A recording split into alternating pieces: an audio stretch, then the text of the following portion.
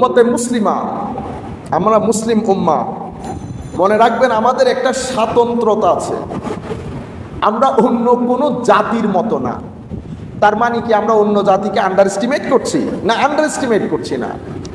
আমি শুধু আমাদের নতুন প্রজন্মকে বলতে চাচ্ছি যে আমরা জাতি হিসেবে পৃথিবীর অন্যান্য জাতি থেকে আমাদের একটা আলাদা অবস্থান, আলাদা স্বকীয়তা এবং স্বাতন্ত্রতা আছে। সব দিক থেকে আমাদের আকীদা, আখলাক, ঈমান, জীবন নিয়ে চিন্তা চেতনা, সব দিক থেকে আমাদের আলাদা একটা প্যাটার্ন আছে। কারণ পৃথিবীতে আমরা কম করে হলেও 1200 বছর পৃথিবীকে আমরা শাসন করেছি। আমাদের আলাদা একটা সংবিধান আল্লাহ কর্তৃক দেওয়া, আল কোরআন আল কারীম। এটা পৃথিবীর অন্যান্য ধর্মগ্রন্থের মতো না। এটা সেই যুগে যেমন মুজিজা ছিল, এটা আজকের এই মুহূর্তেও মুজিজা। মুজিজা মানে এমন একটা ধর্মগ্রন্থ, যেই ধর্মগ্রন্থ পৃথিবীর যেই কোনো জায়গায় যেই কোনো সময় যদি আপনি তুলে ধরেন, যার কাছে আপনি তুলে ধরবেন, সেই যত বড় সায়েন্টিস্ট হোক, যত বড় উপদেষ্টা হোক, সেই যদি কিছুটা জ্ঞান রাখে, সে বলতে বাধ্য হবে যে এটা কোনো মানব রচিত গ্রন্থ হইতে পারে না। এটাকে মুজিজা বলে।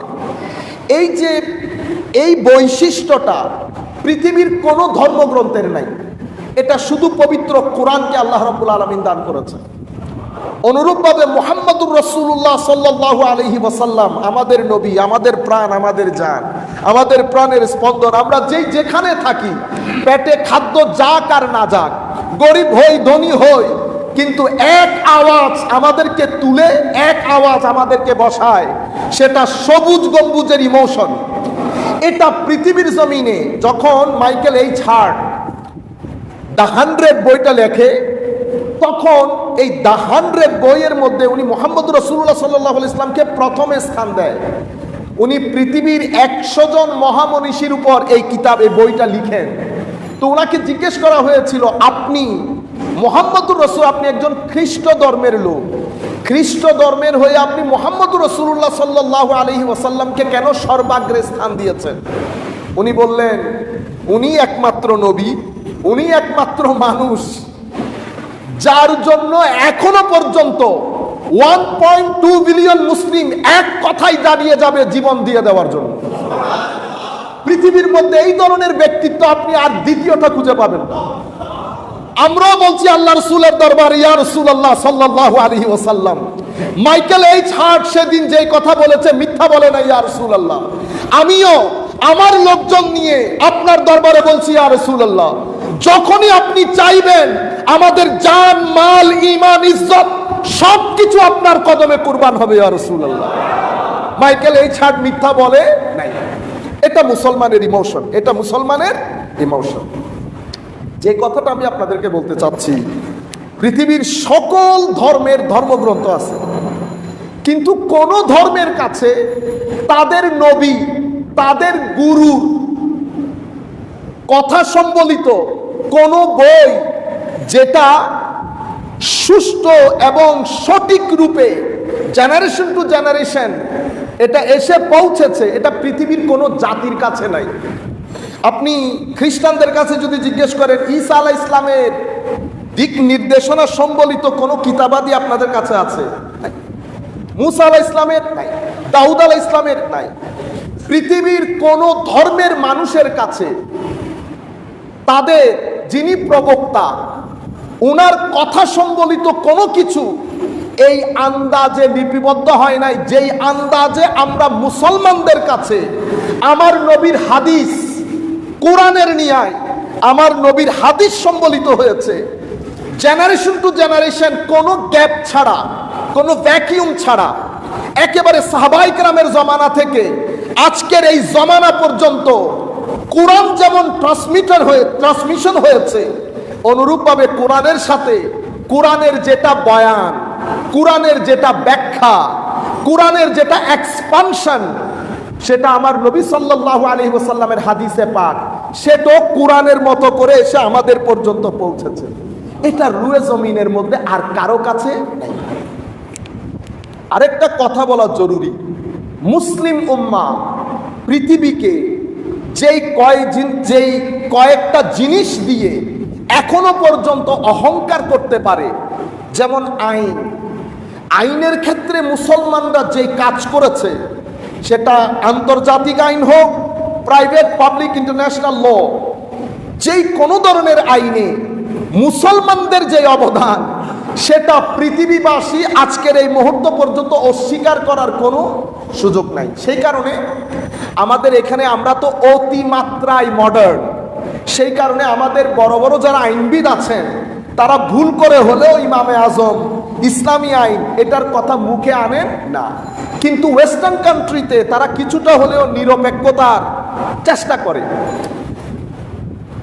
মিস্টার অস্টেরো ফ্রান্সের অনেক বড় আইনবিদ, উনি লন্ডন ইউনিভার্সিটির 100 বছর পূর্তি উপলক্ষে ওনাকে দাওয়াত করা হয়েছিল বক্তব্যের জন্য।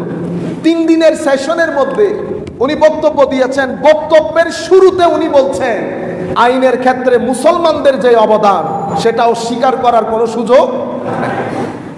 কিন্তু আফসোসের বিষয় হচ্ছে, আমরা যেখানেই বসি, কিছুদিন আগে বেশ কিছু আইনবিদের সাথে, আইনজ্ঞ লয়ারদের সাথে বসার সুযোগ হয়েছে। বসেই ওনারা প্রশ্ন একটাই, হাত তুলবো কি নামাবো, আমিন জুড়ে বলবো কি আস্তে বলবো। আমি ত্যক্ত বিরক্ত। আমি ওনাদেরকে বললাম, ভাইজান আপনারা জ্ঞানী মানুষ, আপনাদের কাছ থেকে আমি প্রশ্ন আশা করব, আইন কিভাবে হয়? পৃথিবীতে প্রথম আইনের গ্রন্থ কোনটা? আইন কাকে বলে? আইন পরিশোধন কিভাবে হয়? ইসলামী আইনের বৈশিষ্ট্য কি কি? ইসলামী আইন কখন থেকে লিপিবদ্ধ শুরু হয়েছে? ইসলামী আইনের স্বকীয়তা কি? আমরা তো কনস্টিটিউশনাল ল কিরকম, আমার নবী যে কনস্টিটিউশন রচনা করেছেন সেটার আর্টিকেল কিরকম ছিল, আমরা তো এটা প্রশ্ন করব। কিন্তু আমরা সমস্ত প্রশ্ন হটিয়ে পবিত্র কোরআনের এরকম একটা কম্পারিয়ামকে পিছ দিয়ে ইগনোর করে 2-3টা প্রশ্নের মধ্যে উম্মতে মুসলিমাকে আটকে রাখা হয়েছে। আমরাও সাধারণ মানুষ, বুঝি না। আমার ভাই টেন্স আর ন্যারেশন শিখতে শিখতে 3 শিক্ষকের কাছে যায় টেন্স আর ন্যারেশন শিক্ষার জন্য। সেই ভাই কোরআন শরীফ পড়ে কোনো শিক্ষক ছাড়া। আজীব বিষয় না? এটাকে বলে পাক্কা মুনাফিকি, পাক্কা নেফাকত। আমার আরেক ভাই, উনি ডাক্তার, ওনার দৃষ্টিতে হুজুরে করিম সাল্লাল্লাহু আলাইহি ওয়াসাল্লামকে সর্বশ্রেষ্ঠ বলা যাবে না। ওনার দৃষ্টিতে হাদিস বলে কোনো কথা নাই। আজীব বিষয় না? ও ভাই, আপনি ডাক্তার হওয়ার জন্য মেডিকেলে যেতে হয়েছে, এই জ্ঞান শিক্ষা করার জন্য মাদ্রাসায় যাওয়া জরুরি না? আপনি কোনো কিছু ছাড়া, এগুলাকে বলা হয় মুনাফিকত, পাক্কা ডাবল স্ট্যান্ডার্ড। উম্মতে মুসলিমাকে একটা নির্দিষ্ট ষড়যন্ত্রের মাধ্যমে এই বিষয়গুলোর মধ্যে আটকে রাখা হয়েছে। আমরা যখন বসি, বলেন তো আমরা কি নিয়ে কথা বলি? জানাজার পরে মোনাজাত করব কি করব না, ঈদে মিলাদুন নবী করব কি করব না, ফরজ নামাজের পরে মোনাজাত করব কি করব না। আপনারা জানেন পৃথিবী যেই আন্দাজে এগিয়ে যাচ্ছে, এই আন্দাজে এগিয়ে যাওয়ার সাথে সাথে প্রত্যেক প্রশ্নের উত্তর যদি আমরা না দেই, আগামী 200 বছর পর যেটা বর্তমান প্রজন্ম এখন মনে করছে, আমাদেরকে ব্যাকওয়ার্ড মনে করে। বর্তমান প্রজন্ম ইসলামকে ব্যাকওয়ার্ড মনে করে। কেন? কারণ আমরা নতুন প্রশ্নগুলোর উত্তর দিতে ব্যর্থ হচ্ছি, নতুন প্রজন্মের মতো করে কথা বলতে ব্যর্থ হচ্ছি, নতুন প্রজন্মের মতো করে চিন্তা করতে ব্যর্থ হচ্ছি। এখন তারা নিজেদেরকে বলছে মডার্ন, আমরা হয়ে গেছি ব্যাকওয়ার্ড। তাদেরকে আমরা বুঝাতে পারছি না 1200 বছর সূর্য পর্যন্ত আমাদেরকে জিজ্ঞাসা করত ডুববে কিনা। আমাদের জমিনের মধ্যে 3 মহাদেশের শাসন 1200 বছর, এটা কি চারটিখানি কথা? কিভাবে সম্ভব হয়েছে? কারণ পৃথিবীর নার্গের ভিতরে আমাদের হাত ছিল। পৃথিবী যেদিকে যেদিকে যাচ্ছে, যেই আন্দাজে পৃথিবী ডেভেলপ হচ্ছে, আমরা সেই আন্দাজে পৃথিবীর কাঁধে কাঁধ রেখে কখনো কোরআন এবং সুন্নতের সামনে কোনো চ্যালেঞ্জকে দাঁড়াতে দেই নাই। আজকে ব্যাংকিং বলেন, ফাইন্যান্স বলেন, ইন্স্যুরেন্স বলেন, হাজারো চেঞ্জ আমাদের সোসাইটির মধ্যে হয়েছে, হয় নাই? ফাইন্যান্সিয়াল মার্কেটের মধ্যে হাজারো পরিবর্তন হচ্ছে। আপনারা আমাদেরকে সেই গবেষণার সুযোগ দিচ্ছেন না। রাত দিন আপনাদের প্রশ্ন ওই একই, হাত তুলবো কি নামাবো, আমিন জোরে বলবো কি আস্তে বলবো। 1200 বছর উম্মতের সেটেল বিষয় নিয়ে আপনি যখন ধারাবাহিকভাবে প্রশ্ন তুলবেন, আপনি কি বাত উল্টা পথে খান? আপনি বুঝতে পারছেন না কি হচ্ছে? আপনি করছেন না, আপনাকে দিয়ে করানো হচ্ছে। আপনি উঠছেন না, আপনাকে দাঁড় করিয়ে দেওয়া হচ্ছে। কিছুদিন পর পর দেখবেন কেউ আবার ঘোড়া নিয়ে বের হয়ে যায় রাস্তায়, খেলাফত চায়, মার দাঙ্গা হাঙ্গামা। কেন এত ভয় কিসের? এলম দিয়ে মোকাবেলা করেন, নলেজ দিয়ে মোকাবেলা করেন, পার্সোনালিটি দিয়ে মোকাবেলা করেন। জাতির সামনে দাঁড়িয়ে বলেন আমাদের হাতে কোরআন, এটা আমাদের অবস্থান, এটা আমাদের ভাষা জ্ঞান, এটা আমাদের গবেষণা, এটা আমাদের পার্সোনালিটি। জাতি বিবেচনা করবে জ্ঞান বিজ্ঞান কার কাছে। আপনি জ্ঞান বিজ্ঞানে হার মেনে যখন পাচ্ছেন না, মানুষের ভিতরে আপনি হেট্রেড তুলে ধরছেন, ঘৃণার চাষাবাদ করছেন। আপনি ঘোড়া নিয়ে বের হবেন কেন? আমার নবীর আন্দাজ দেখেন নাই? 13 বছর আমার নবী মক্কার জমিনে কি করেছে? 10 বছর মদিনার জমিনে কি করেছে? আমার নবী কি মানুষ খেটেছে? আমার নবী মানুষ কাটার জন্য এসেছে? না, মানুষ কাটার জন্য আসে নাই। ধর্ম তো মানুষ কাটার জন্য না। আমার নবী একজন। আমার নবীর আশপাশে হিন্দু, মুসলমান, খ্রিস্টান, ইহুদ, দাহারিয়া, মানে যারা দিন ধর্মে বিশ্বাস করে না, শত ধর্মের, শত বর্ণের, শত রঙের, শত বুঝ ব্যবস্থার, শত সংস্কৃতির, শত ট্রেডিশনের মানুষ আমার নবীর আশেপাশে। নেতৃত্বে আমার নবী সাল্লাল্লাহু আলাইহি ওয়াসাল্লাম কিসের গুণে? জ্ঞান, হিকমত, চরিত্র, অসাধারণ চরিত্র, অসাধারণ জ্ঞান, সবকিছুর সমাধান নবীর বুকে। নবী সাল্লাল্লাহু আলাইহি ওয়াসাল্লাম সকলের ভরসা এবং আশ্রয়ের স্থল। আমার নবী কাউকে ঘাড় ধাক্কা দিয়ে বের করে দেয় না। আমরা হুঙ্কার দিই কেন? হুঙ্কার দিব কেন? সম্মানিত উপস্থিতি, তো আমি মূল পয়েন্ট যেটা ছিল, আমাদের এই যে হাদিসে পাকের যেই নিয়ামত, সেটা পৃথিবীর কোনো জাতি পায় নাই। এবং মুসলমান যেই কয়টা জিনিস নিয়ে পৃথিবীর বুকে অহংকার করতে পারে, তার মধ্যে অন্যতম একটা বিষয় হচ্ছে উলুমুল হাদিস। উলুমুল হাদিসকে আমরা বাংলায় বলি হাদিস বিজ্ঞান। এটা কি জিনিস? উম্মতে মুসলিমা, আমার নবী সাল্লাল্লাহু আলাইহি ওয়াসাল্লাম হাদিস বললেন, আবু বকর সিদ্দিক রাদিয়াল্লাহু তাআলা আনহু শুনলেন। আবু বকর সিদ্দিক রাদিয়াল্লাহু তাআলা আনহু বললেন, ওনার কাছে যিনি শুনেছেন উনি তাবেঈ। উনি যখন ধরেন আমার নবী মজলিসে বসে একটা কথা বলেছেন, ধরেন আমার নবী সাল্লাল্লাহু আলাইহি ওয়াসাল্লাম বলেছেন যে প্রত্যেক কাজ নিয়তের উপর নির্ভরশীল, অথবা আমার নবী কোন একটা হাদিস বললেন, সেই হাদিস 20 জন সাহাবায়ে কেরাম শুনেছেন। সাহাবায়ে কেরামের মধ্যে যারা লিখে নিয়েছেন, যারা মুখস্থ করার মুখস্থ করেছেন, সেই যুগে তারা লিখাটাকে অপমানজনক মনে করত। লিখবো কেন, মুখস্থ করে ফেলবো। তো তারা তবুও তাদের মধ্যে কিছু ছিল, তারা লিখতেন। প্রথম যুগে আমার নবী নিষেধ করেছেন, লিখতে নিষেধ করেছেন, বলেছেন তোমরা লিখিও না, শুধু বর্ণনা করো। কেন নিষেধ করেছেন? তখন আমার নবীর হাতে অনেক রাইটার ছিল না, স্ক্রিপ্ট রাইটার। এদিকে কোরআনকে রেকর্ড করতে হচ্ছে। আমার নবী যদি হাদিসের রেকর্ডেরও হুকুম দেয়, তো কোরআনের রেকর্ড পিছিয়ে পড়বে। আমার নবী কি করলেন? নির্দিষ্ট সময়ের জন্য হাদিস লেখাকে নিষেধ করে ব্যান করে দিয়েছে। কোরআন লেখো। কারণ কোরআন লিখতে লিখতে লিখতে, একে তো কোরআন যারা লিখবে, রাইটার যারা, তাদের সংখ্যা অনেক কম। আবার কোরআন হঠাৎ করে অবতীর্ণ শুরু হলো না, তো কয়েক বছর যদি কোরআন লিখতে থাকে, তারা বুঝতে পারবে কোরআন কিরকম হয়, তারা ডিফারেন্সিয়েট করতে পারবে হাদিস আর কোরআনের মধ্যে।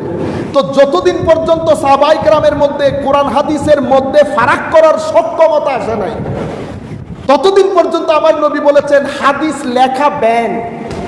তোমরা বয়ান করবা, লিখবা কোরআন। কোরআন লিপিবদ্ধ হয়েছে। যখন আমার নবীর রাইটারের সংখ্যা বেড়েছে, সাহাবায়ে কেরাম কোরআন এবং সুন্নাহর মধ্যে ফারাক করার সক্ষমতা বেড়েছে, সাহাবায়ে কেরাম হাদিস শরীফও লিখেছেন। সাহাবায়ে কেরামের কাছে যারা লিখতে জানতেন, তারা আমার নবীর কথাগুলো লিখে সাথে সাথে রাখতেন। তাদের মধ্যে যে অ্যাভেলেবেল ফ্যাসিলিটি ছিল ওই আন্দাজে তারা হাদিস রেকর্ড করতেন। আমার নবী বলেছেন 20 জন সাহাবায়ে কেরাম শুনেছেন। এই সাহাবায়ে কেরাম ধরেন ফারুক আজমের জমানায় একজনকে কুফায় পাঠিয়ে দিয়েছে, একজনকে ইয়েমেন পাঠিয়ে দিয়েছে। তো ওনার কাছে আমার নবীর হাদিস ছিল। উনি যখন দার্স দিচ্ছেন, পড়াচ্ছেন, ফতোয়া দিচ্ছেন, আমার নবীর হাদিস ব্যবহার করেছেন। এক সাহাবী থেকে আরো 100 তাবেঈ শুনেছে। তখন পর্যন্ত কে সত্যবাদী কে মিথ্যাবাদী এগুলা দেখার দরকার ছিল না, কারণ 3 যুগের ব্যাপারে সাহাবী, তাবেঈ, তাবেউত তাবেঈ, এই 3 যুগের ব্যাপারে আমার নবীর সার্টিফিকেট ছিল যে এই 3 যুগ সত্য যুগ। আমি আমার ভাই যারা আমরা নিজেরা যাদেরকে আহলুল হাদিস বলি, আমি কারোর সাথে কোনো আমার মারামারি নাই। যারা আপনারা দাবি করেন, একটা জিনিস মাথায় রাখবেন, আহলুল হাদিস তাদেরকে বলা হয় যারা হাদিস শাস্ত্রে পণ্ডিত। যারা হাদিস শাস্ত্রে পণ্ডিত তাদেরকে আহলুল হাদিস বলে। আপনি আহলুল হাদিস না, আপনি হচ্ছেন লা মাযহাবী, মানে আপনি কোনো মাযহাব অনুসরণ করেন না। আপনি কখনো নিজেকে আহলুল হাদিস বলবেন না। আমি আবার বলছি, কাউকে অসম্মান করা, আন্ডারএস্টিমেট করা, ইন্না লিল্লাহি ওয়া ইন্না ইলাইহি রাজিউন, আমার এবং আপনার ভার আল্লাহর কুদরতির হস্তে। আমরা জাজমেন্ট দিতে পারবো না। আমি শুধু আইডেন্টিটিটা মার্ক করে দিচ্ছি। এই যে আহলুল হাদিস কারা, এটা উম্মতে মুসলিমার একমত, সবাই ঐক্যমত্য পোষণ করেছে। আহলুল হাদিস হচ্ছে সেই সমস্ত পণ্ডিতগণ যারা হাদিস শাস্ত্রে বিজ্ঞ ছিলেন। তারা কারা? আমি 2-1 জনের নাম বলি, তারা কারা, তাইলে আপনারা বুঝতে পারবেন। ইমাম বুখারীর আগ পর্যন্ত, আগে যেমন ইমাম মালিক, ইমাম শাফিঈ, ইমাম আহমদ ইবনে হাম্বল, ইমাম আবু ইউসুফ, ইমাম ইয়াহইয়া বিন মাঈন, ইমাম আব্দুর রহমান আল মাহদি, ইমাম আলী বিন মাদিনী, ইমাম সুফিয়ান আস-সাউরি, আব্দুল্লাহ ইবনে মুবারক, আব্দুর রহমান বিন মাহদি, ইমাম উয়াইনা, ইমাম আব্দুর রাজ্জাক, এরা সব, আমি তো আটার মধ্যে লবণের মতো 2-3টা বললাম, এদের মধ্যে কিছু কিছু আবার ফকিহ আছেন। এরা এলমুল হাদিস নিয়ে সেই যুগে বিখ্যাত ছিল, উনাদেরকে বলা হইতো আহলুল হাদিস। এত বেশি সংখ্যক হাদিসের জ্ঞান এই সমস্ত মহাপণ্ডিতদের মধ্যে ছিলেন। ইনারা সবাই ইমাম বুখারীর আগের, ইমাম বুখারীর জন্মের আগে, তাবেঈনদের পরে, তাবেঈনদের পরে। এদেরকে বলা হইতো আহলুল হাদিস। আমি ফর এক্সাম্পল, আমি কি নিজেকে আহলুল হাদিস বলতে পারবো না? আমি হাদিস শাস্ত্রের মানুষই না। আপনি যদি নিজেকে আহলুল হাদিস বলেন না, আপনি আহলুল হাদিস না। আপনি বলবেন আমি লা মাযহাবী, আমি কোনো মাযহাব অনুসরণ করি না। এটা আপনার আইডেন্টিটি। সম্মানিত উপস্থিতি, আমি এখন যেই মূল পয়েন্ট আপনাদেরকে বলতে চাচ্ছি, কয়েকবার দরুদ শরীফ পড়ি। সালাতুন ইয়া রাসূলুল্লাহ আলাইকুম সালামুন ইয়া হাবিবাল্লাহ আলাইকুম। বলতে যেটা চাচ্ছিলাম, হাদিস শাস্ত্রের ক্ষেত্রে আমাদের ভাইরা বলে না, ইমামে আজম আবু হানিফা রাদিয়াল্লাহু তাআলা আনহু কিছুদিন আগেও, কিছুদিন না, গত পরশু বোধহয় আমাকে চট্টগ্রামের একজন বড় আলেম একটা ভিডিও দিছেন, ভদ্রলোক ইংরেজিতে স্পিচ করতেছে। আমি শুনে অবাক হয়ে গেছি, কি বলে এগুলা। ইমামে আজম আবু হানিফার কাছে হাদিস কম ছিল, উনি হাদিস কম জানতেন। আমার এক ছেলে আজ থেকে বেশ কিছুদিন আগে, মাস 1.5-2 আগে, আমি তাকে বলছি, তুমি জানো ইমাম আজম আবু হানিফার জন্ম কখন? উনি তো ইমাম বুখারীর পরে। আল্লাহ, এমন এক জমানায় আসছি যে জমানায় চুপ থাকাই সবচেয়ে উত্তম। এখানে কথা বললেই অপমানিত হবে। মূর্খের শহরে কথা না বলা ভালো। সম্মানিত উপস্থিতি, ইমামে আজম আবু হানিফা রাদিয়াল্লাহু তাআলা আনহু তাবেঈ। বেশ অধিকাংশ উলামায়ে কেরামের মতে তাবেউত তাবেঈ, মানে তাবেঈ মানে যিনি সাহাবীকে দেখেছেন, তাবেউত তাবেঈ মানে যিনি তাবেঈকে দেখেছেন। ইমামে আজমের ব্যাপারে, ইমামে আজম একমাত্র ইমাম, মাযহাবের ইমামদের মধ্যে সবচেয়ে সিনিয়র। তো 80 হিজরিতে জন্ম, 80 হিজরিতে। ইমাম বুখারীর জন্ম 194 হিজরিতে। আজীব বিষয় না? ইমামে আজম যখন বলবেন, এটা উলামায়ে কেরামের জন্য, মাদ্রাসার ছাত্ররা খুব ভালো করে শুনবেন বেটা, ইমামে আজম যখন বলবেন ক্বালা রাসূলুল্লাহ সাল্লাল্লাহু আলাইহি ওয়াসাল্লাম, রাসূল পাক এই কথা বলেছেন, ওই হাদিসে সনদ চেক করার কোনো দরকার পড়তো না। কেন? তাবেঈ তো শুনলে সাহাবীর কাছ থেকে শুনেছে। কার কাছ থেকে? সাহাবীর কাছ থেকে। এখন সাহাবী সত্যবাদী না মিথ্যাবাদী এটা চেক করার কোনো সুযোগ, তাবেঈ সত্যবাদী না মিথ্যাবাদী এটা চেক করার কোনো সুযোগ নাই। সেই কারণে তখনকার যুগে কখনো জিজ্ঞেস করা হতো না আপনি কার কাছ থেকে শুনেছেন, কারণ তাবেঈ যারা, ওনারা জানতেন যে আমার ভাই কোন কোন সাহাবীর মজলিসে বসেছেন। সবাই স্থানীয়, তো একজনের সাথে আরেকজনের যোগাযোগ আসা যাওয়া আছে, পরিচিত তো সবাই। আমিও তো জানি আল্লামা জালালউদ্দিন আল কাদরি কোন কোন উস্তাদের কাছে পড়েছে। ওনারা যদিও আমাদের অনেক অনেক অনেক অনেক সিনিয়র, আমার নিজের উস্তাদ, বাবা উস্তাদ, দাদা উস্তাদও বটে, কিন্তু আমরা জানি, যেমন আমাদের সমসাময়িক বা আমাদের চেয়ে একটু বড় যারা, আমরা জানি কে কার কাছে পড়েছে, কে কোথায় গিয়েছে, আসা যাওয়া করেছে। তখনও তো এটা বিখ্যাত ছিল, কোন তাবেঈ কয়জন সাহাবীকে দেখেছেন, কোন সাহাবীর মজলিসে বসেছেন। তো ইমামে আজম যখন বলছেন ক্বালা রাসূল সাল্লাল্লাহু আলাইহি ওয়াসাল্লাম, ইমামে আজমকে দলিল দিতে হয় না। কেন? তাবেঈ হিসেবে উনি সাহাবীর কাছ থেকে শুনেছেন। কিন্তু ইমাম বুখারী এই কথা বলতে পারছে না। কেন? কারণ ইমাম বুখারীর মাঝখানে আরো ৩-৪ জনের লিংক আছে, তো ইমাম বুখারীকে সেটা এস্টাবলিশ করতে হচ্ছে। আপনি শুনেছেন, কার কাছ থেকে শুনেছেন, যিনি শুনেছেন উনি কার কাছ থেকে শুনেছেন, কিন্তু ইমামে আজম পর্যন্ত সেটার প্রয়োজন ছিল না। এখানে আরেকটা একাডেমিক কথা, এটা শুধু মাদ্রাসার ছাত্রদের জন্য।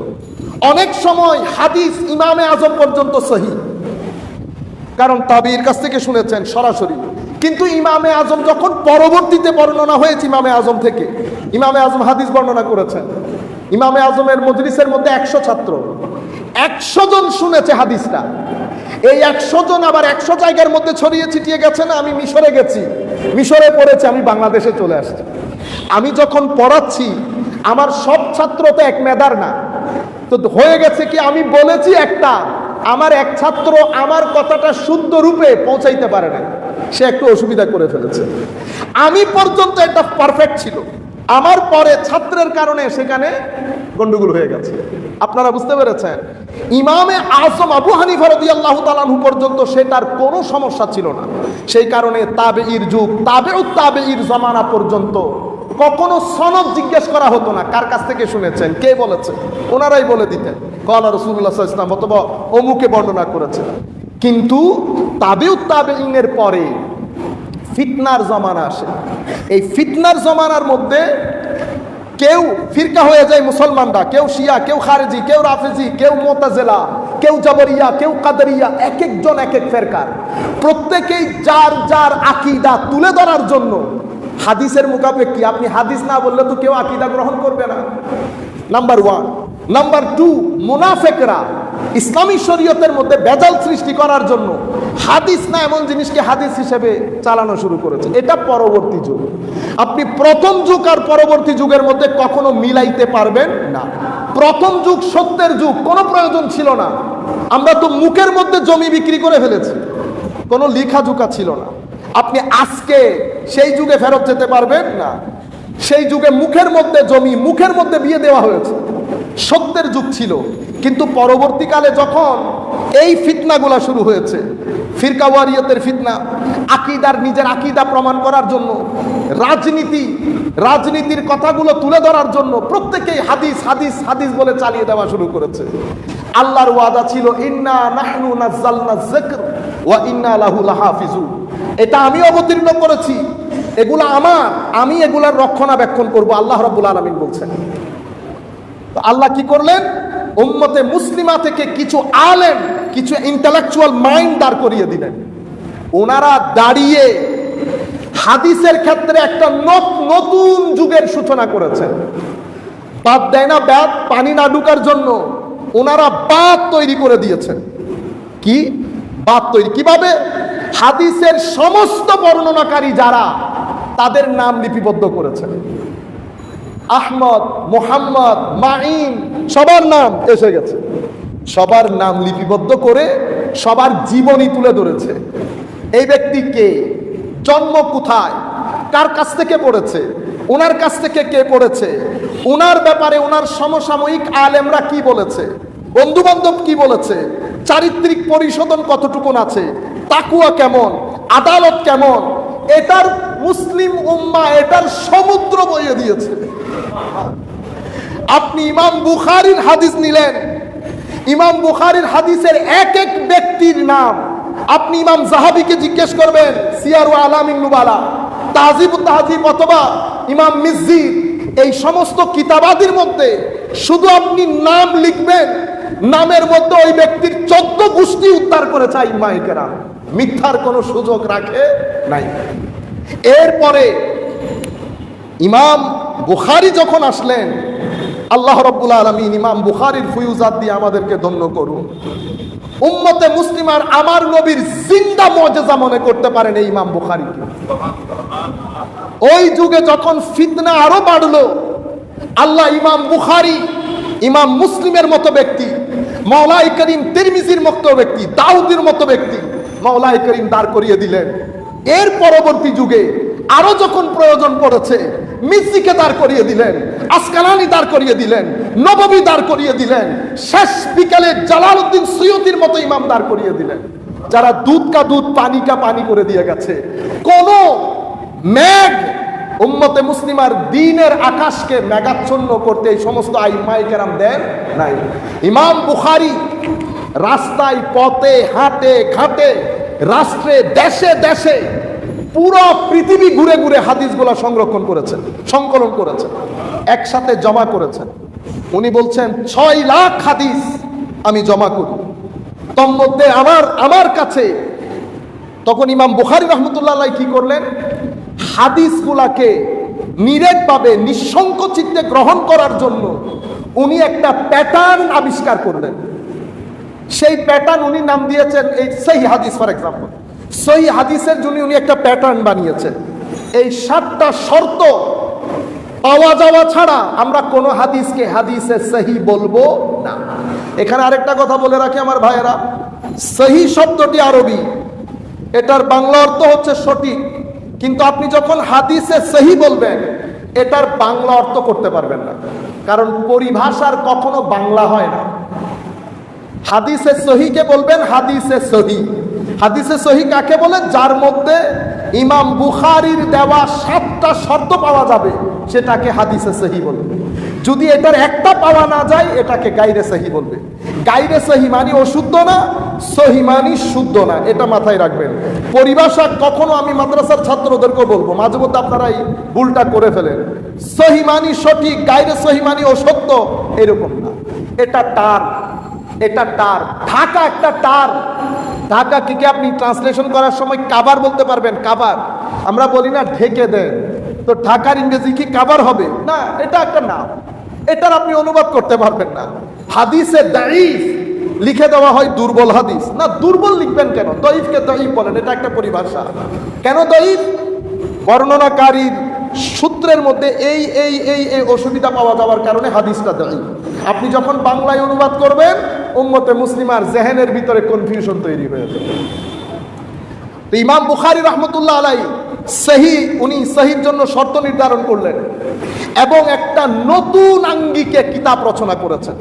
কিতাবের চ্যাপ্টার, কিতাবের অধ্যায়, কিতাবের ফিকহি সৌন্দর্য, সামগ্রিকভাবে এটা অ্যামেজিং একটা বই রচনা করেছেন। এবং পরবর্তী প্রজন্মের জন্য ইমাম বুখারী এমন একটা কাজ করে গেলেন, ইমাম বুখারীর পরবর্তী প্রত্যেক ইমাম বলছে যে এটা কোরআনের পরে দ্বিতীয় শুদ্ধ কিতাব। এবার কি পরিমাণ কাজ করেছে ইমাম বুখারী চিন্তা করে দেখতে পারেন। উনি বলছেন আমার কাছে 1 লক্ষ সহিহ হাদিস ছিল, আমি সেই 1 লক্ষ সহিহ হাদিস থেকে কিছু হাদিস দিয়ে বুখারী শরীফ লিখেছি। তাহলে আমি এই কথার জন্য আগে আপনাদেরকে জিজ্ঞেস করি, বুখারী শরীফের নাম কি? আমার এক ভাইকে জিজ্ঞেস করেছিলাম যে বুখারী শরীফের নামটা কি। উনি বলছেন বুখারী শরীফ। বললাম না, ইমাম বুখারী এটার নাম কি রেখেছে, আসেন আমরা জেনে নেই। বুখারী সম্পর্কে কিছু তথ্য জেনে নেই।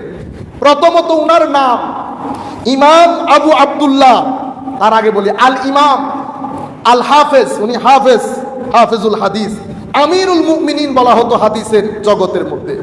আবি আব্দুল্লাহ মুহাম্মদ বিন ইসমাঈল ইব্রাহিম বিন মুগীরা বিন বারদেসবা আল বুখারী, সংক্ষিপ্তভাবে আমরা বলি ইমাম বুখারী, কিন্তু ওনার নাম হচ্ছে ইমাম আল হাফেজ আবি আব্দুল্লাহ মুহাম্মদ বিন ইসমাঈল বিন মুগীরা বিন ইব্রাহিম বিন মুগীরা বিন বারদেসবা আল বুখারী, সংক্ষিপ্তভাবে আমরা বলি ইমাম বুখারী। উনি যেই কিতাবটা লিখেছেন সেই কিতাবের নাম কি? সেই কিতাবের নাম হচ্ছে দারুন, আপনারা মুখস্থ করতে পারেন ইচ্ছে করলে, আল জামে আল মুসনাদ আস সহিহ আল মুখতাসার মিন উমুর রাসূলিল্লাহ সাল্লাল্লাহু আলাইহি ওয়াসাল্লাম ওয়া সুনানিহি ওয়া আইয়ামে। কি নাম? আল জামে আল মুসনাদ আস সহিহ আল মুখতাসার মিন উমুর রাসূলিল্লাহ সাল্লাল্লাহু আলাইহি ওয়াসাল্লাম ওয়া সুনানিহি ওয়া আইয়ামিহি, এটা বুখারী শরীফের নাম। এই শব্দগুলো উনি কেন লিখেছেন? আপনাকে আমাকে জানানোর জন্য যে আমার এই কিতাবটার বৈশিষ্ট্য কি।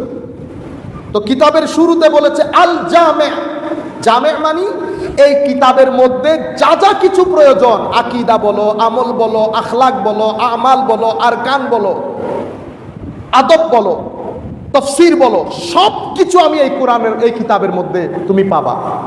সেই কারণে আল জামে।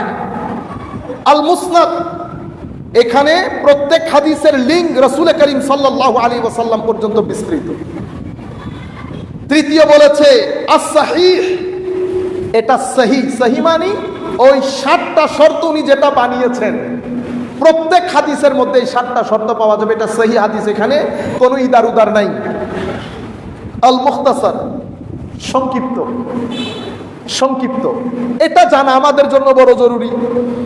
আমি এটা বলছি এটা আপনাদেরকে জানানোর জন্য যে প্রত্যেক সহিহ হাদিস, বুখারীর প্রত্যেকটা হাদিস সহিহ, কিন্তু সব সহিহ হাদিস বুখারী শরীফের মধ্যে নাই। এটার উপর উম্মতে মুসলিমা ঐক্যমত্য।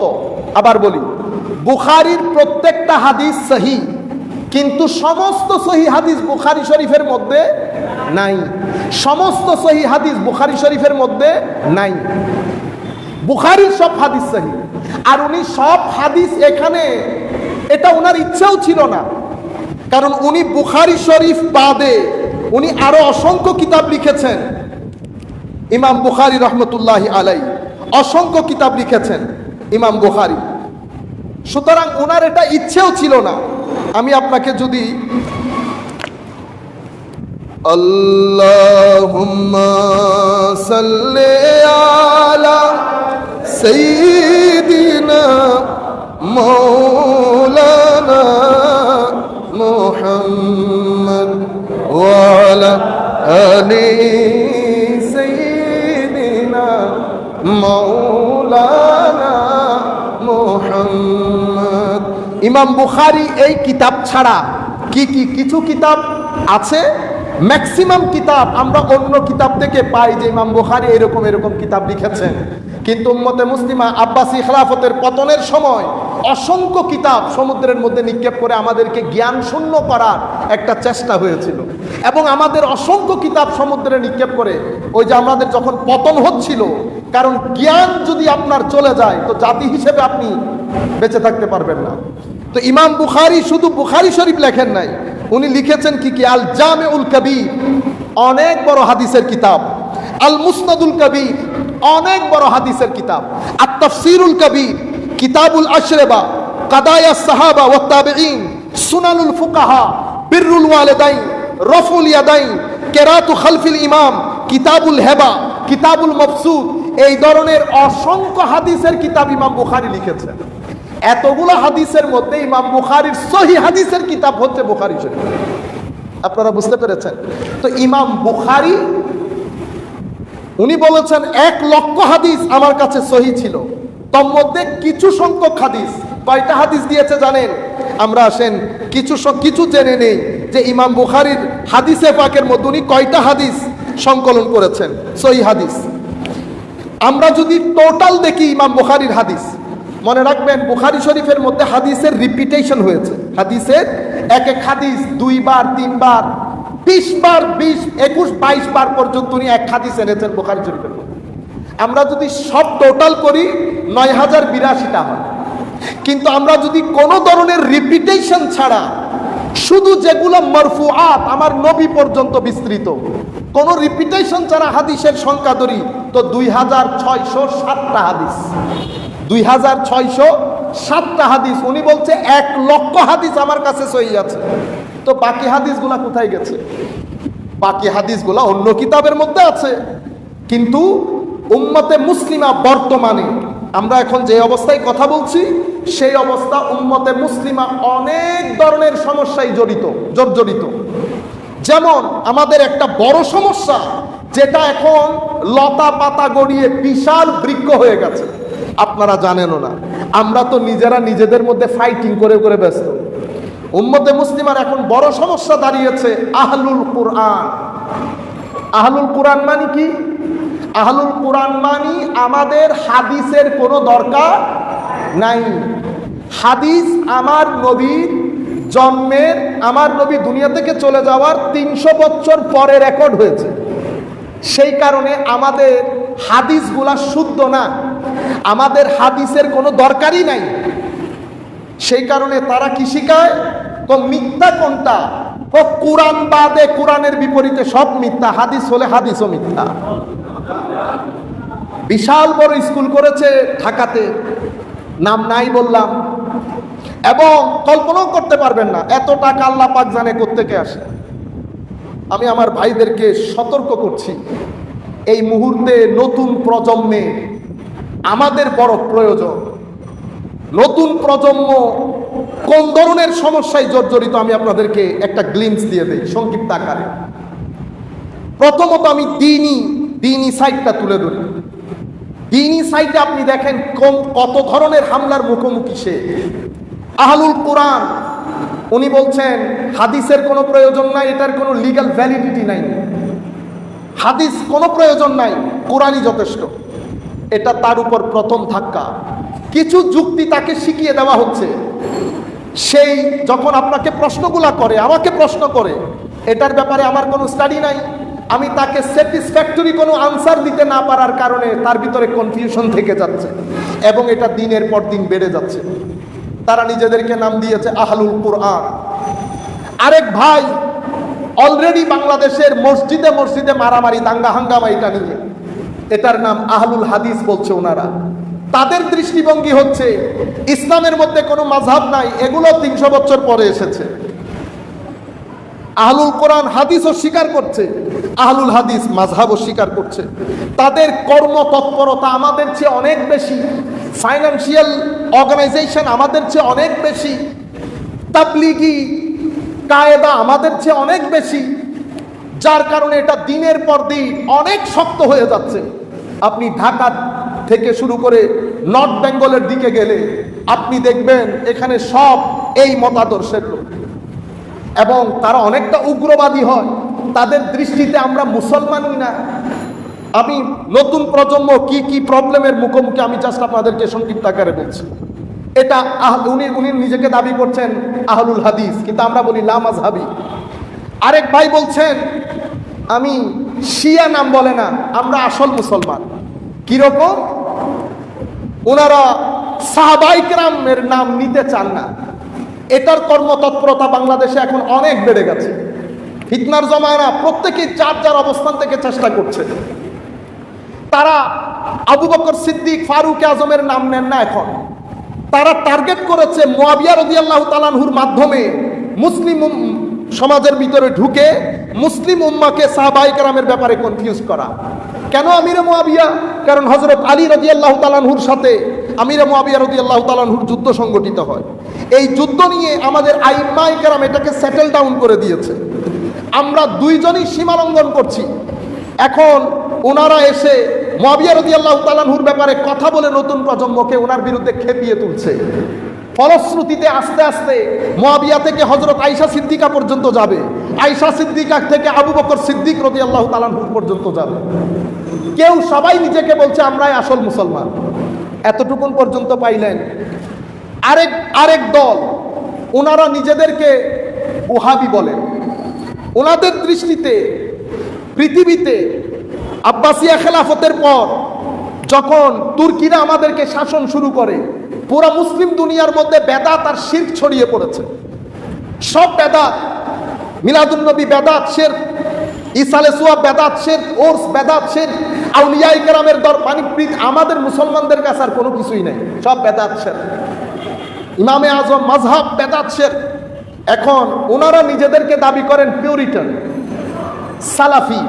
পিউরিটান মানে উম্মতে মুসলিমাকে বেদাত এবং শিরক মুক্ত করতে চাচ্ছে। ওনাদের ইসলামটাই আসল ইসলাম, সালাফি ইসলাম, পূর্ব যুগের ইসলাম। আমাদেরটা এটা পদভ্রষ্টতার দিক। দেখেন নতুন প্রজন্ম, আপনি নতুন প্রজন্মকে দোষারোপ কিভাবে করবেন? কোথায় যাবে সে? পাশে আমরা দাঁড়িয়ে আহলুস সুন্নাত ওয়াল জামাত। আমাদের গ্রুপ কয়টা? আমাদের গ্রুপ আল্লাহ পাক জানে কয়টা।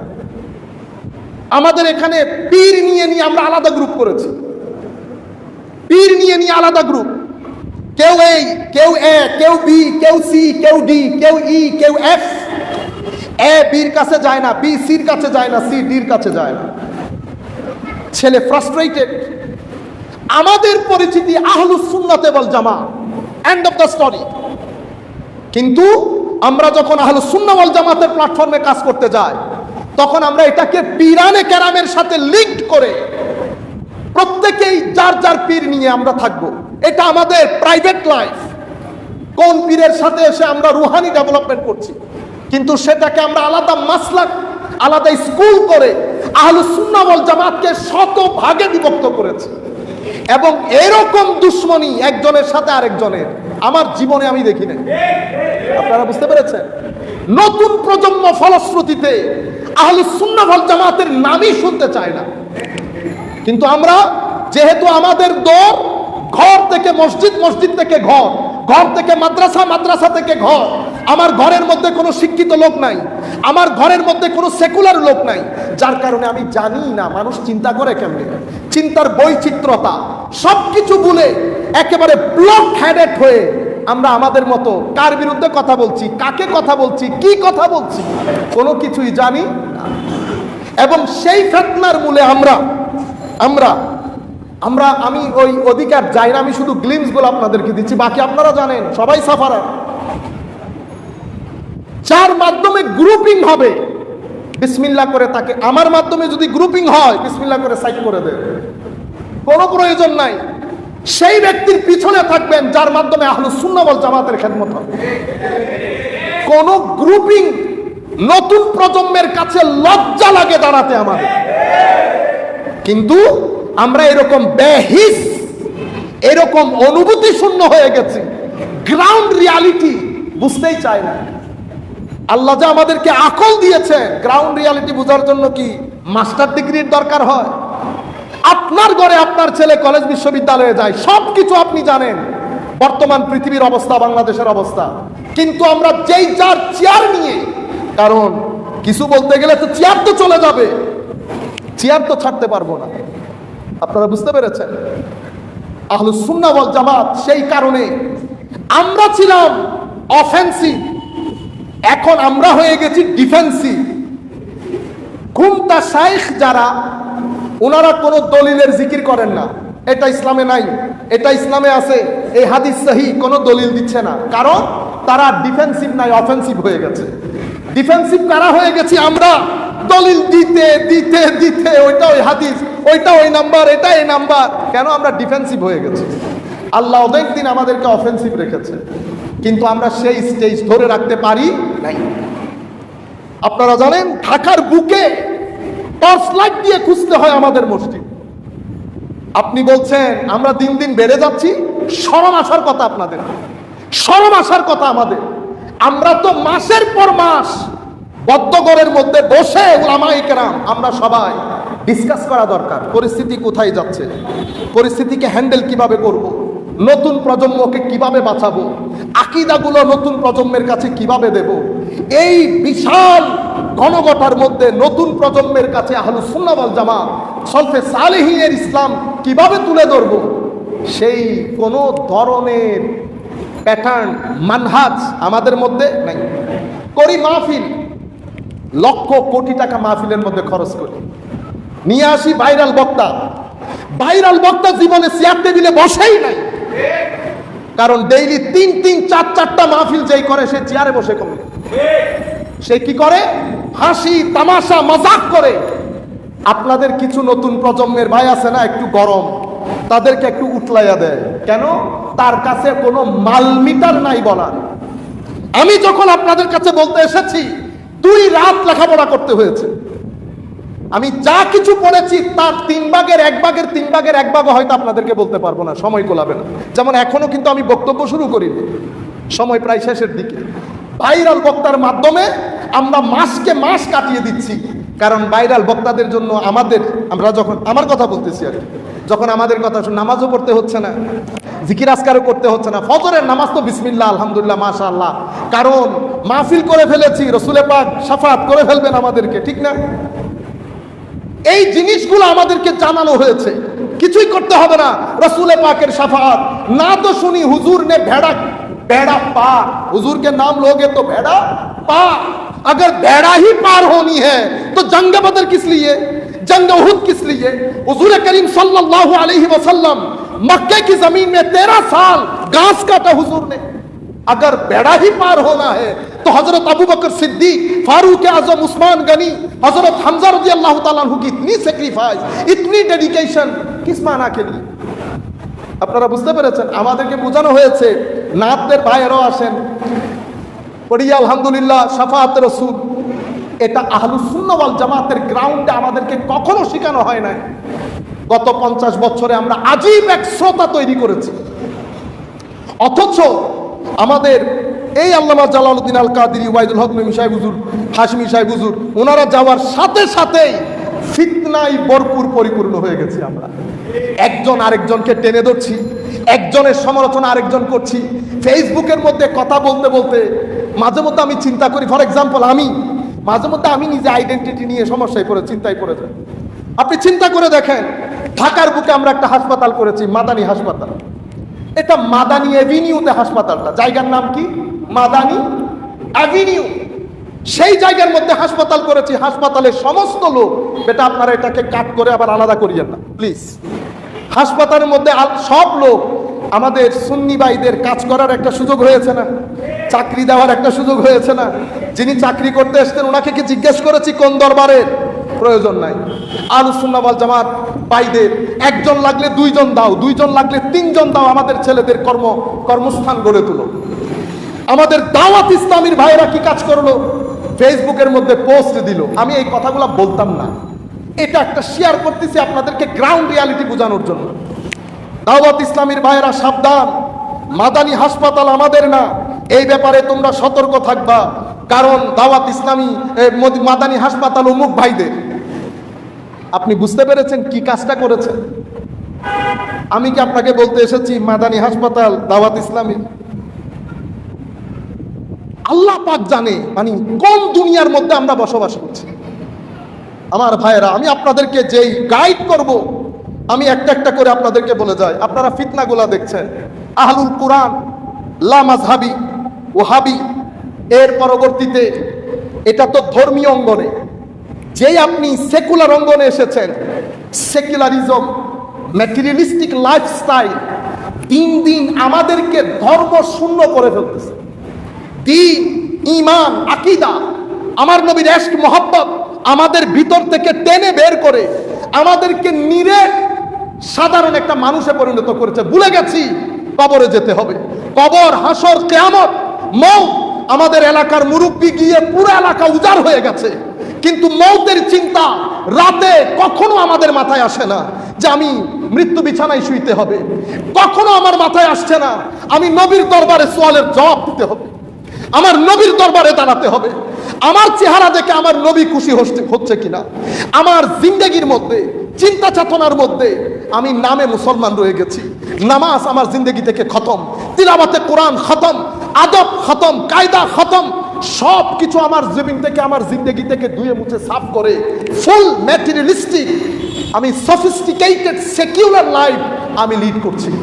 কোরআন হাদিস এগুলো আমাদের মুখে মুখে, এগুলার যে প্র্যাকটিক্যাল অ্যাপ্লিকেশন, এটার সাথে যে মেন্টাল সেন্টিমেন্টাল ইমোশন, সব কিছু আমাদের ভিতর থেকে খতম হয়ে গেছে।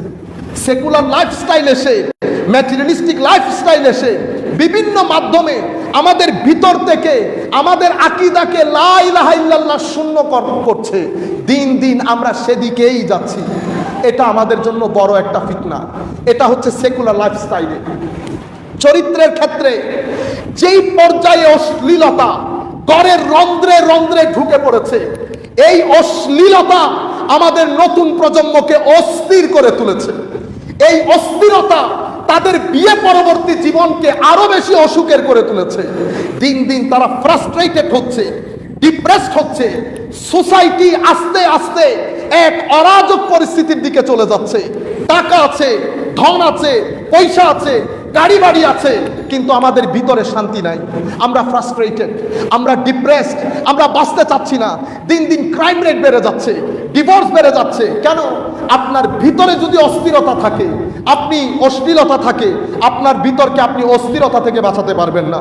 আপনি অস্থির হবেন, সমাজে ক্রাইম রেট বাড়বে, ড্রাগ ডিলিং বাড়বে, মদ বেড়ে যাবে, তাস বেড়ে যাবে, সমাজের মধ্যে অসামাজিক কার্যকলাপ বেড়ে যাবে। এগুলা সব কিছুর সাথে সম্পর্ক অশ্লীলতা, অশ্লীলতার সাথে সম্পর্ক অস্থিরতা। আপনার হায়াতে তাইয়্যিবা হবে না, যেটা আমাদের পূর্ববর্তী প্রজন্মের হায়াতে তাইয়্যিবা ছিল। আমার আল্লাহ বলছেন এগুলা কেন হলো? কারণ ফাকাফারাত বিআনউমিল্লাহ, আমি আল্লাহর নিয়ামত স্বীকার করেছি। মাওলাই করিমের জমিনের মধ্যে থেকে আল্লাহ ভুলে গেছি। আমার নবী সাল্লাল্লাহু আলাইহি ওয়াসাল্লামের মালিকানার মধ্যে থেকে মালিক ভুলে গেছি, আখিরাত ভুলে গেছি। আমার আল্লাহর সুন্নতে ইলাহি হচ্ছে, আল্লাহর নিজাম হচ্ছে, আল্লাহর কানুন হচ্ছে। আপনি আল্লাহকে ভুলে যাবেন, রসুল ভুলবেন, আল্লাহ রসুলের আনিত বিধান ভুলবেন, সমাজের মধ্যে সবকিছু থাকবে, আপনি শান্তির সাথে বসবাস করতে পারবেন না। এই মহালাস, এটা অসম্ভব। আমেরিকায় থাকেন, ইংল্যান্ডে থাকেন, পৃথিবীর স্ক্যান্ডিনেভিয়ান কান্ট্রি সুইজারল্যান্ডে থাকেন, আপনি আমার নবীর আনিত বিধান অস্বীকার করে, আমার নবীর আনিত বিধানের প্রতি বৃদ্ধাঙ্গুলি প্রদর্শন করে আপনি সমাজের মধ্যে শান্তিতে বসবাস করবেন, এটা অসম্ভব। এটা অসম্ভব। কেন? আমার আল্লাহর সুন্নাত হচ্ছে মান আমিলা সালিহাম মিন যাকারিন আও উনসা ওয়া হুয়া মুমিন ফালনুহিয়ান্নাহু হায়াতান তাইয়্যিবা। হায়াতে তাইয়্যিবার জন্য সুন্নতে ইলাহি হচ্ছে আপনার ভিতরে ঈমান এবং আমল, এই দুইটা জিনিস থাকতে হবে। ঈমান এবং আমল বাদ দিয়ে আপনি আপনার হায়াতকে হায়াতে তাইয়্যিবা করতে পারবেন না। হায়াত যদি হায়াতে তাইয়্যিবা হয়, আপনার জিন্দেগির মধ্যে স্থিরতা থাকবে, শান্তি থাকবে। কেন? আমার আল্লাহ বলছেন কানাত দারাবাল্লাহু মাসালান কারিয়াতান কানাত আমিনাতাম মুতমাইন্না। জীবনের মধ্যে স্থিরতা, শান্তি, সুখ থাকে। সুখ থাকলে কি হয়? আপনার যা কিছু প্রয়োজন আল্লাহ বেধারক আপনার জমিনের মধ্যে দিবে। কিন্তু আপনি যদি আল্লাহর নিয়ামত স্বীকার করেন, ফাআযাকাহাল্লাহু লিবাসাল খাউফি ওয়াল জু, মাওলাই করিম আপনার জীবনকে অস্থির করে তুলবে। খৌফ, ভীতি, শঙ্কা, অনিরাপত্তা সবকিছু আপনাকে ধরবে। শেষ পর্যন্ত জাহারাল ফাসাদ ফিল বাররি ওয়াল বাহর হবে, সব জায়গায় ফাসাদ ছড়িয়ে পড়বে, আপনি নিজেকে তুলে ধরতে পারবেন না। যুব সমাজ এখন দ্বীনের ক্ষেত্রে এই জায়গায় এবং চরিত্রগতভাবে সব দিক থেকে হুমকির সম্মুখীন। এখন যুব সমাজকে উদ্ধার করবে কারা? যুব সমাজকে উদ্ধার করব আমরা, সেই দায়িত্ব আমাদের। আমরা যদি উদ্ধার করতে চাই, আমরা বসে আগে সমস্ত চ্যালেঞ্জগুলোকে স্টাডি করতে হবে। স্টাডি করে, কারণ সব কিছুর সমাধান আমার আল্লাহ কোরআনে পাকের মধ্যে দিয়েছেন, এটা আল্লাহর ওয়াদা। আমরা উলামায়ে কেরাম বসে আমরা সিদ্ধান্ত নেব নতুন প্রজন্মকে উদ্ধার করব কি করে। কারণ 1200-1300 বছর ধরে উম্মতে মুসলিমার মেইন স্ট্রিমকে বলা হয় আহলুস সুন্নাত ওয়াল জামাআহ। আহলুস সুন্নাহ ওয়াল জামাআহ কারা? যারা আকীদার ক্ষেত্রে আশারি মাতুরিদি, আমলের ক্ষেত্রে মাযহাব অনুসরণ করে এবং নিসবতের ক্ষেত্রে কোনো একজন আল্লাহর ওলির দরবারে আসা যাওয়া করে, তাদেরকে আহলুস সুন্নাহ ওয়াল জামাআহ বলে। আমি আরো সংক্ষিপ্ত আকারে বলি তো আহলুস সুন্নাহ ওয়াল জামাআহ বলে তারা যারা আল্লাহর কোনো শরীর মানে না। আল্লাহ রাব্বুল আলামিন শরীর, জায়গা, স্থান সবকিছু থেকে পুত পবিত্র। নবী করিম সাল্লাল্লাহু আলাইহি ওয়াসাল্লামের মহব্বত এবং আনুগত্য, সাহাবায়ে কেরামের মহব্বত, আহলে বাইত রাসূলের মহব্বত, আউলিয়ায়ে কেরামের নিসবত এবং মহব্বত, এটা মাযহাবের অনুসরণ, এটা আহলুস সুন্নাহ ওয়াল জামাতের আইডেন্টিটি। এর বাইরে যাওয়ার দরকার নাই। আপনারা, আমি বিনয়ের সাথে আপনাদেরকে বলবো, খবরদার কোন নাম দিয়ে পীর আমার পকেটে, আমার কলমের ভিতরে থাকবে আমার পীরকে। আমি আমার পীর নিয়ে বাইরে আসবো না। পীর নিয়ে যদি বাইরে আসি আবার দ্বৈততা শুরু, আবার একজন আরেকজনের কাছে যাব না। কারণ আমার পীর কখনো আমাকে বলবেন না অন্য পীরের কাছে যেতে, কারণ এখানে টাকা পয়সা জড়িত, টাকা পয়সা জড়িত। মনে রাখবেন, যেই পীর বলবে অন্যের দরবারে যাওয়ার দরকার নাই, আপনার বুঝার বাকি থাকবে না, এটা ভণ্ড পীর, এটা ভণ্ড পীর। আমাদের যারা পীর, আমাদের পীর সাহেবানরা তো আমাদেরকে কখনো বলেন নাই।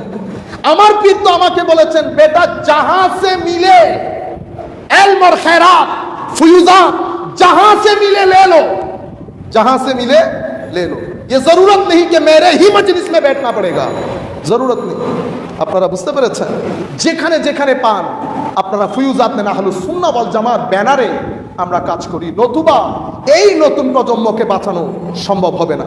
সম্মানিত উপস্থিতি, যেটা বলতে চাচ্ছিলাম যে ইমাম বুখারী রহমতুল্লাহ আলাইহি, এখানে উনি বুক এনেছেন ৯৮টা, অধ্যায় করেছেন ৩৮৮৬টা, আর এখানে উনি কতজন সাহাবায়ে কেরামের কাছ থেকে বর্ণনা করেছেন? ১৫৯৭ জন সাহাবী, নারী সাহাবী প্রায় ৩১ জন, এবং ইমাম বুখারীর শুয়ুখ ছিলেন ১০৮০ জন, মানে ইমাম বুখারীর উস্তাদ। কিন্তু ইমাম বুখারী উনি ওনার যে শুয়ুখের কাছ থেকে রওয়ায়াত নিয়েছে তাদের সংখ্যা ৩০৪টি। আমি এই কথাগুলো বলছি, হয়তো আপনাদের প্রয়োজন নাও হতে পারে, কিন্তু অসংখ্য লোক দেখেন, ওলামায়ে কেরাম দেখেন, ওনাদের কাজে চলে আসবে সেই কারণে। আর স্বাভাবিকভাবে ইমাম বুখারী রহমতুল্লাহ আলাইহির কাছ থেকে অসংখ্য ছাত্ররা, প্রায় ৭০,০০০ মুহাদ্দিস ইমাম বুখারীর এই হাদিস উনি যখন এটা লিখে উনি সবাইকে শুনিয়েছেন, তো সবাইকে শুনিয়েছেন, ৭০,০০০ ছাত্র বসে শুনেছেন ইমাম বুখারী থেকে। কিন্তু বুখারী শরীফ আমাদের কাছে শুদ্ধ আকারে ইমাম বুখারীর যেই ছাত্রের মাধ্যমে পৌঁছেছে তার নাম হচ্ছে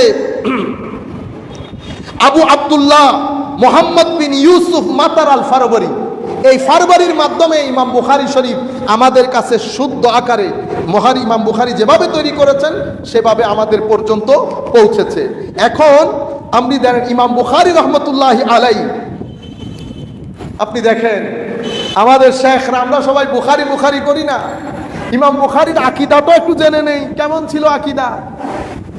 ইমাম বুখারী যখন ওনার চ্যাপ্টারগুলা করছেন, তো নিজের ইমোশনটা উনি চ্যাপ্টারের মধ্যে রেখেছেন, ঠিক না?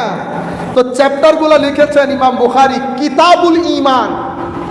কিতাবটা শুরু করেছে আমার নবীকে দিয়ে, কিভাবে আমার নবীর কাছে ওহী আসে, এটা দিয়ে বুখারী শরীফের যাত্রা শুরু। আমি এখনো পর্যন্ত বুঝি নাই, হুজুর, হয় আপনি কিতাবুল ঈমান দিয়ে শুরু করবেন, অথবা তাহারাতের অধ্যায় দিয়ে শুরু করবেন, অথবা ইসলাম দিয়ে শুরু করবেন। হুজুর, আপনি আমার নবীর ওহী দিয়ে শুরু করলেন। শুরু করার পর লিখেছে কিতাবুল ঈমান, ঈমানের অধ্যায়। সেই ঈমানের অধ্যায়ের মধ্যে, ঈমানের বুকের মধ্যে অধ্যায়ের নাম লিখেছে কি? হুব্বুর রাসূল সাল্লাল্লাহু আলাইহি ওয়াসাল্লাম মিনাল ঈমান। আমার নবীর প্রতি মহব্বতই ঈমান। এটা ইমাম বুখারীর অধ্যায়ের নাম।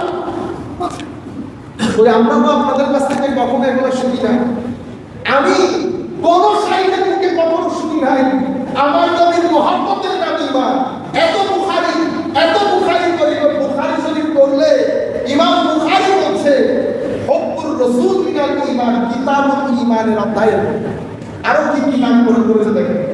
কিতাবের মধ্যে একটা অধ্যায়ের মধ্যে লিখেছে ফাদায়েল মদিনা, এটা বুক। অথচ ইমাম বুখারীর এই কিতাব সংক্ষিপ্ত কিতাব না।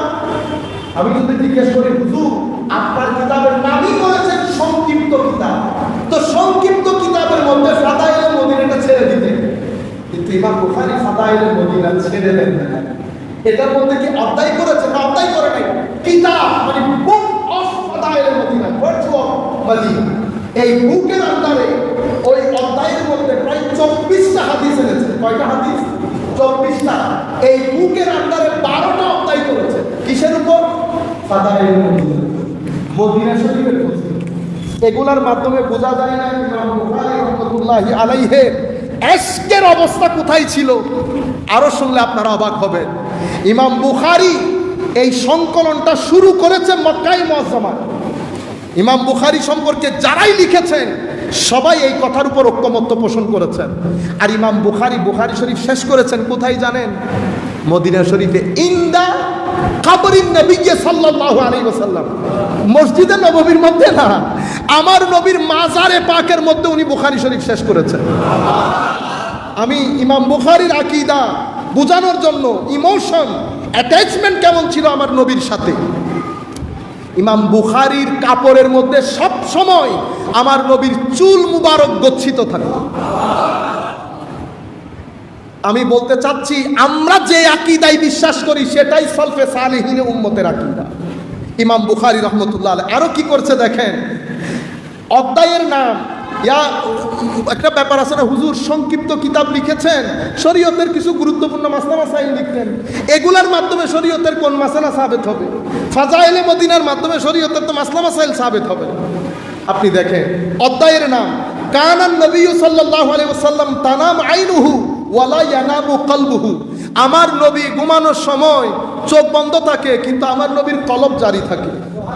এটা বুখারী শরীফের অধ্যায়ের নাম। আরো কি দেখেন, সিফাতুন নবী সাল্লাল্লাহু আলাইহি ওয়াসাল্লাম, বাবু সিফাতিন নবী সাল্লাল্লাহু আলাইহি ওয়াসাল্লাম। আমার নবীর অ্যাট্রিবিউটস, ক্যারেক্টারিস্টিক্স। এই ক্যারেক্টারিস্টিক্সের মধ্যে আমার নবীর হাত মুবারক কেমন ছিল, ঘাম মুবারক কি পরিমাণ সুগন্ধি ছিল, এটা বুখারী শরীফের মধ্যে ইমাম বুখারী এনে, ইমাম বুখারী আমাদেরকে জানান দিচ্ছেন আমার নবীর সাথে ইমাম বুখারীর ইশকের সম্পর্ক কত গভীর এবং শক্ত ছিল। আপনি অবাক হবেন, বুখারী শরীফের পরে মুসলিম শরীফ সবচেয়ে শুদ্ধ গ্রন্থ। অনেকেই তো বুখারীর আগে ইমাম মুসলিমকে স্থান দিয়েছে, আমরা সেদিকে না যাই। কিন্তু চ্যাপ্টারগুলা দেখেন, আপনারা মনে করেন শুধু আমরা বলি, এগুলা কেউ বলে না। চ্যাপ্টারের নাম উজুব মাহাব্বতে রাসূলিল্লাহ সাল্লাল্লাহু আলাইহি ওয়াসাল্লাম আকসার মিনাল আহলে ওয়াল ওয়ালাদে ওয়াল ওয়ালিদে ওয়ান নাস আজমাইন।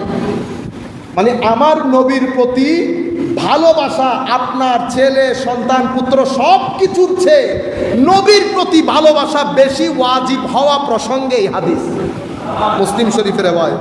আবার কি, কুরবুন নবী সাল্লাল্লাহু আলাইহি ওয়াসাল্লাম মিনান নাস ওয়া তাবাররুকিহিম বিহি।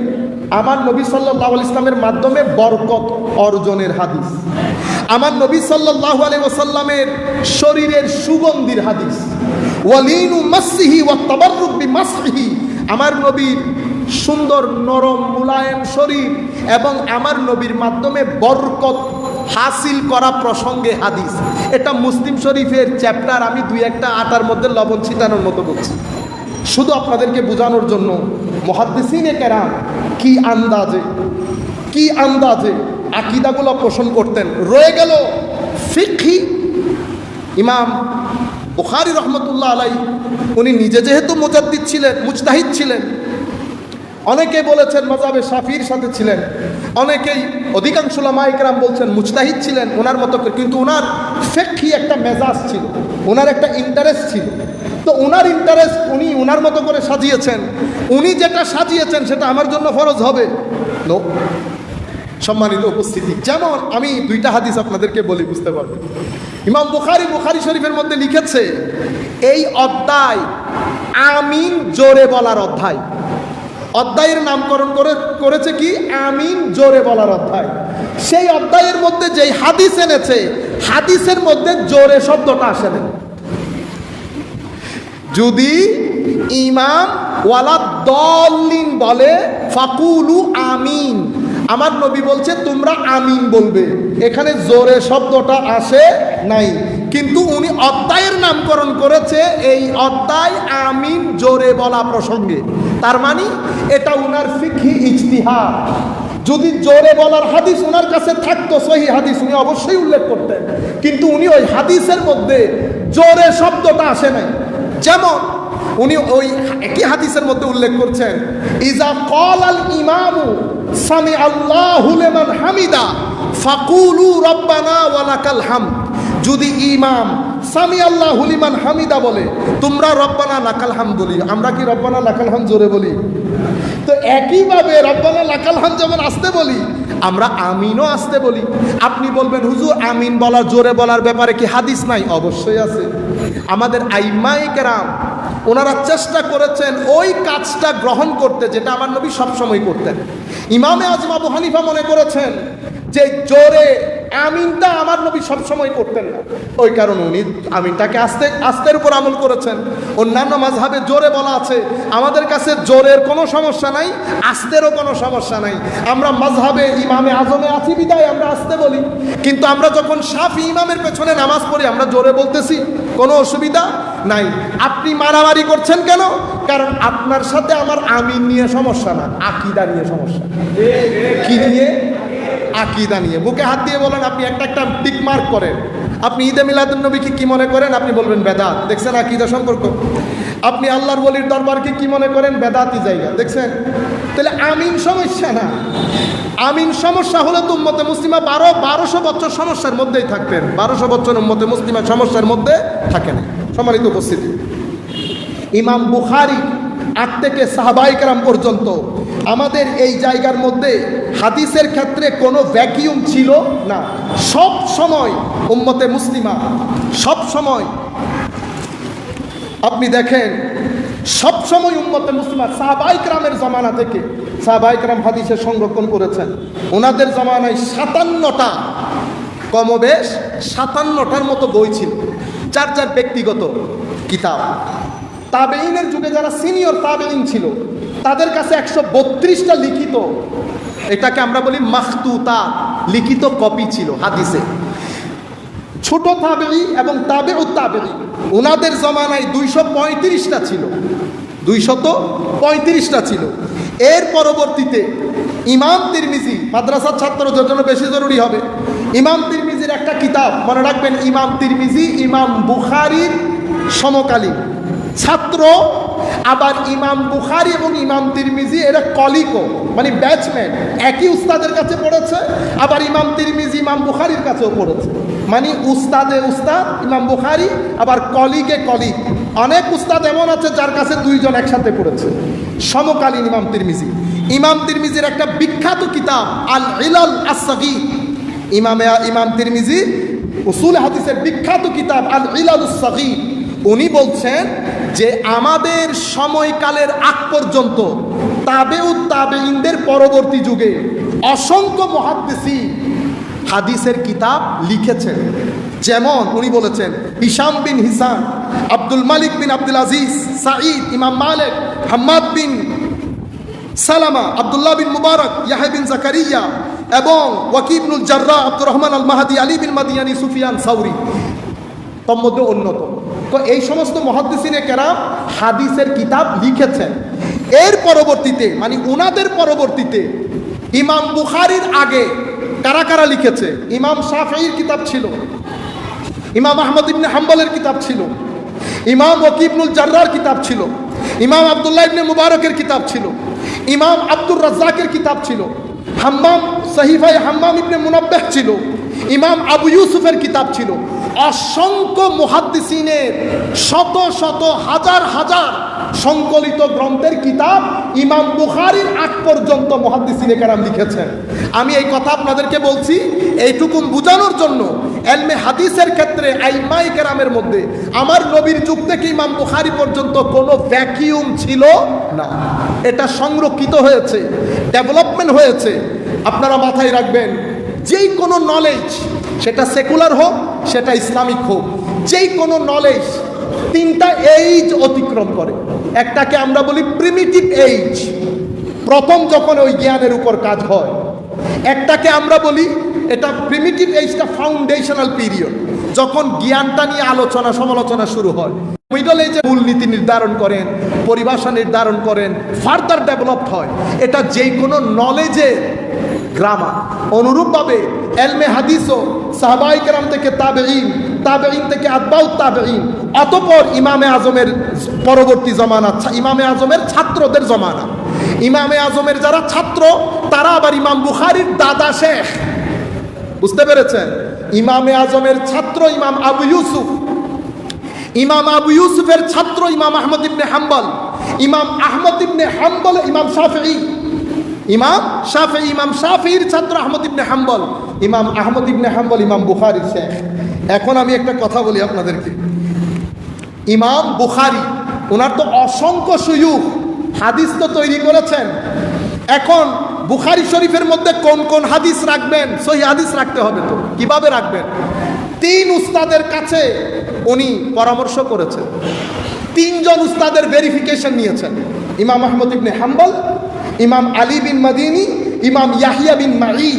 এই 3 জন বরেণ্য মুহাদ্দিস, ওনাদের ভেরিফিকেশন নিয়ে হাদিসগুলো উনি বুখারী শরীফের মধ্যে লিখেছেন।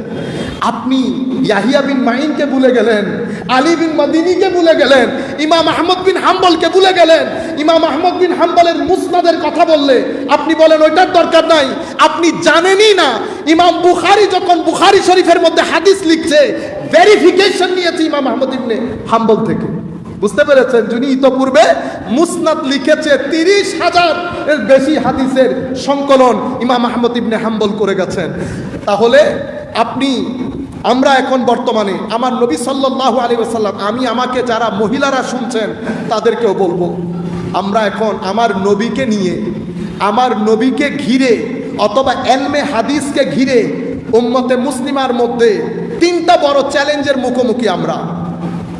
একটা হচ্ছে তানকিসে নুবুওয়াহ, আমার নবী সাল্লাল্লাহু আলাইহি ওয়াসাল্লামের মান মর্যাদাকে ইনিয়ে বিনিয়ে খাটো করা।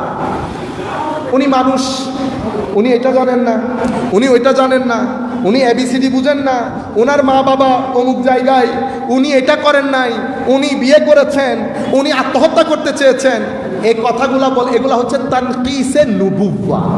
আমার নবীর নবুওয়াতকে কি করা? খাটো করা। এটা উম্মতে মুসলিমার চ্যালেঞ্জ। এই চ্যালেঞ্জটা ঘরে ঘরে ঢুকে গেছে আমাদের ইউটিউবের মাধ্যমে। আপনারা ভেরিফাই করার কোনো সুযোগ নাই। যেমন আপনারা আমাকে বড় আলেম মনে করছেন না, আসলে কি আমি বড় আলেম? বড় আলেম হলে তো আমি বড় জায়গায় পড়াইতাম।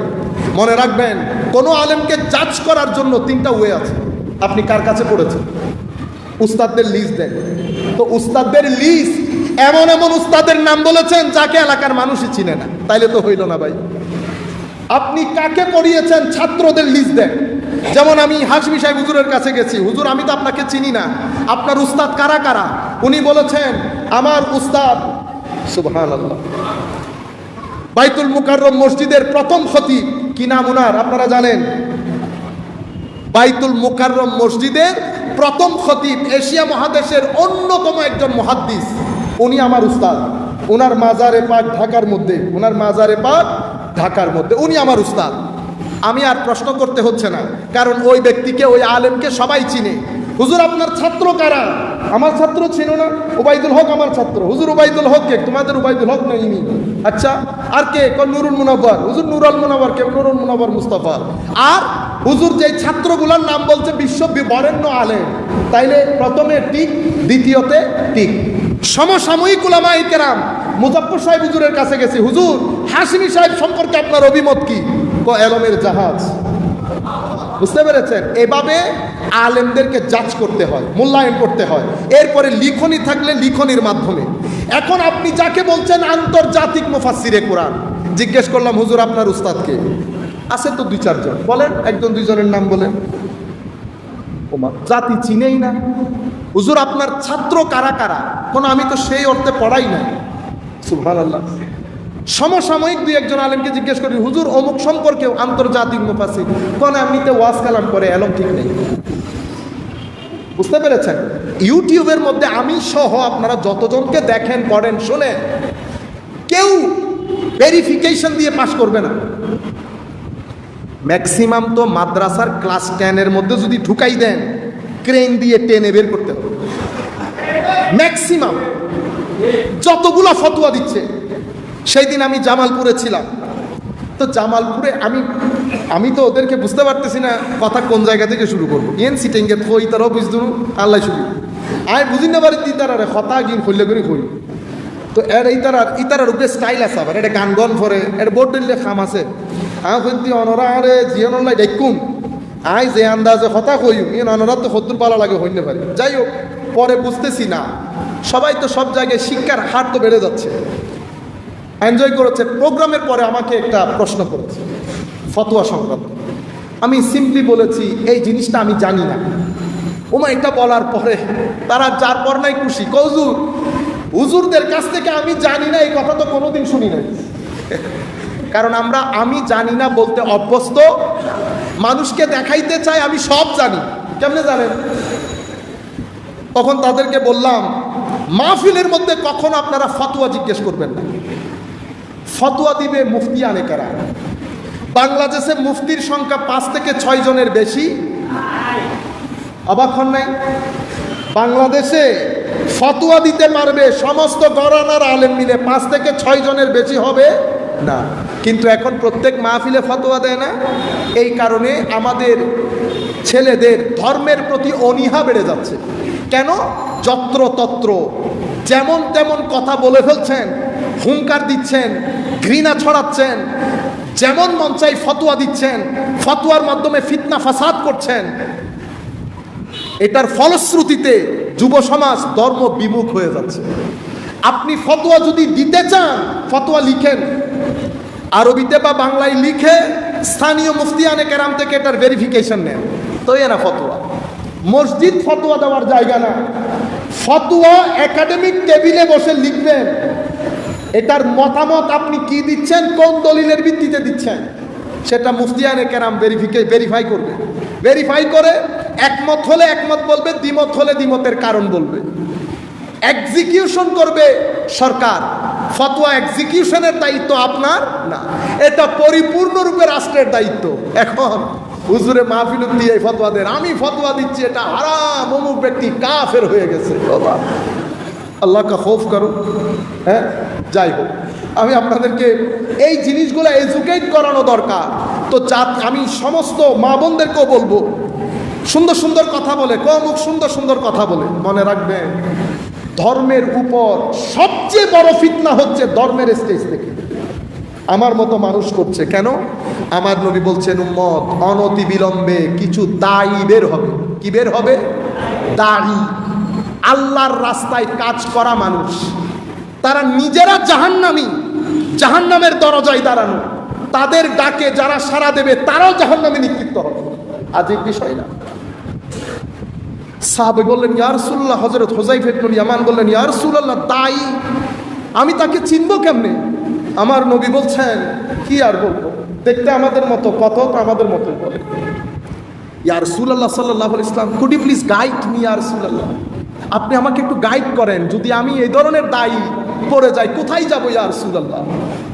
তুমি জামাতুল মুসলিমিন, মুসলমানদের মেইন স্ট্রিমের সাথে থাকবা। ইয়া রাসূলুল্লাহ, যদি না বুঝি কারা বেশি কারা কম কারা মেইন স্ট্রিম, আমার নবী বলছে ফাতাজিল তিলকাল ফিরাক কুল্লাহা, সমস্ত ফিরকা থেকে নিজেকে গুটিয়ে নিয়ে ঘরে বসে গাছের শিকড়কে জীবন ধারণ করো এবং নিজের ঈমানকে রক্ষা করো। সেই জমানা এখন আসে নাই।